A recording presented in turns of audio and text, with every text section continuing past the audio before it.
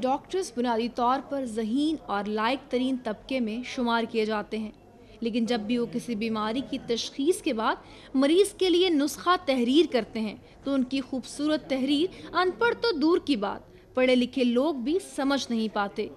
मरीजों की सेहत को बरकरार रखने के लिए इस नुस्खे में जो राज छुपे होते हैं उन्हें समझने के लिए मरीज को जिन मुश्किलात से गुजरना पड़ता है वो नाकाबिले यकीन है। कभी वो नुस्खे को देखता है और कभी डॉक्टर के कमरे की तरफ दोबारा जाता है।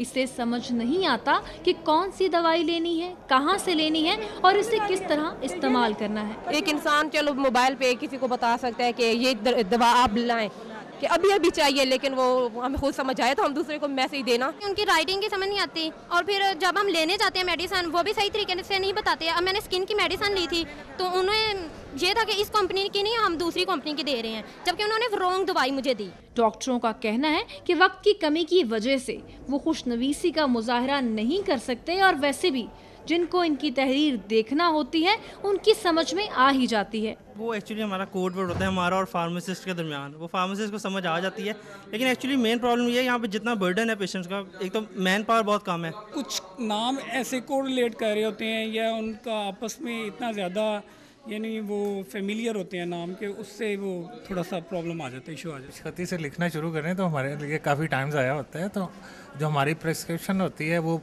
पढ़ने में कोई दिक्कत नहीं होती। हमें लिखना ही इतना कुछ पड़ता है कि राइटिंग ख़राब हो जाती है लेकिन डॉक्टर्स के फार्मासिस्ट और ये सारे मेडिकल स्टोर वाले वो पढ़ लेते हैं। खुशनवीसी अगरचा डॉक्टर्स का मसला नहीं, लेकिन मरीजों का ये मुतालबा बजा है कि नुस्खे पर लिखे जाने वाली तहरीर वाज़े हो।